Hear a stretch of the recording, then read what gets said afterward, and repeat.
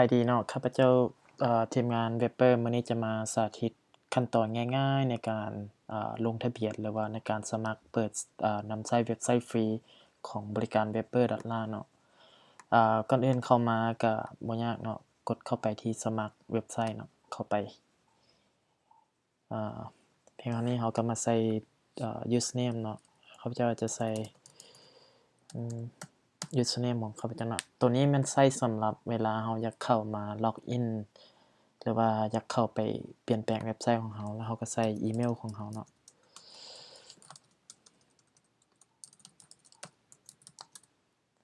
หลังจากนั้นเราก็มาใส่รหัสเนาะรหัสนี้เราอาจจะใส่หยังก็ได้ที่ชื่อได้แล้วก็คนอื่นเดาบ่ได้เนาะตอนนี้ข้าพเจ้าอาจจะใส่อิหยังง่ายๆเนาะแต่ว่าข้าพเจ้าบ่แนะนำอิหยังที่ง่ายๆเนาะ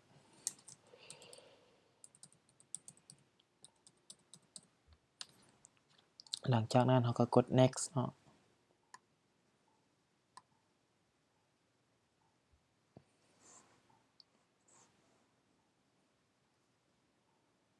รอแป๊บนึงเนาะสงสัยอินเทอร์เน็ตจะช้ามื้อนี้หลังจากนั้นฮอดขั้นตอนนี้เนาะเราก็จะมาเลือกชื่อเว็บไซต์ของเราตัวอย่างเนาะโดเมนเนาะ .webber.la เนาะบ่อนนี้เนาะในปล่องเลือกโดเมนเนาะข้าพเจ้าอาจจะใส่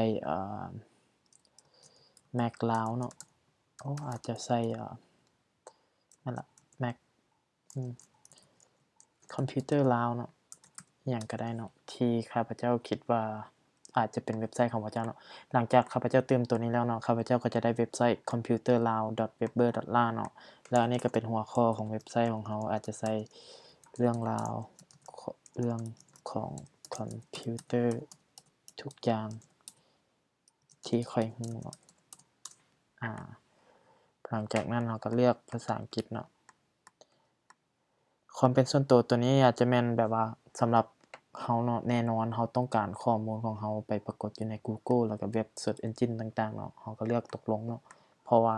ข้อมูลที่เราแชร์ไปอาจจะเป็นประโยชน์สำหรับคนที่กำลังค้นหาใน Google อยู่เนาะหลังจากนั้นแล้วเราก็กด Sign up เนาะ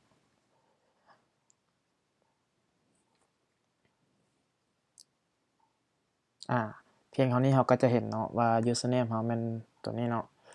แล้วรหัสเราก็จะแม่นประมาณนี้เนาะ password 1 2 3 4 5เนาะแต่ว่าหลังจากนี้ไปก็ใส่รหัสนี้เข้าบ่ได้แล้วเนาะเพราะว่าข้าพเจ้าจะเปลี่ยนตามหลังเพียงเท่านี้ท่านก็จะมีเว็บไซต์ของท่านแล้วเนาะเพียงแต่จื่อ username ของท่านเนาะหลังจากนั้นเรามาลองเข้าสู่ระบบเบิ่งว่าเราจะเข้าสู่ระบบได้หรือบ่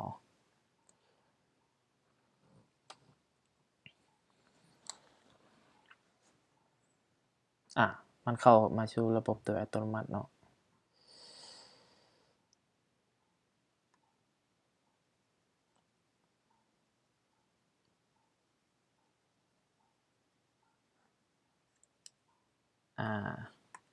ก็แสดงว่าเรามาอยู่ในระบบแล้วเนาะตอนนี้เนาะเพียงเท่านี้ก็เป็นแสดงว่าการลงทะเบียนถือว่าเป็นอิหยังที่สำเร็จผลไปเป็นที่เรียบร้อยเนาะท่านก็จะเห็นหน้าตาเว็บไซต์เริ่มต้นเนาะอาจจะเป็นประมาณแบบธรรมดาๆแบบนี้เนาะสังเกตเห็นแบบนี้เนาะซึ่งก็จะมีเมนูต่างๆอยู่ทางแถบนี้เนาะแล้วก็สามารถติดตามในวิดีโอต่อไปได้เนาะสำหรับการเฮ็ดเว็บไซต์ในรูปแบบต่างๆเนาะแสดงว่า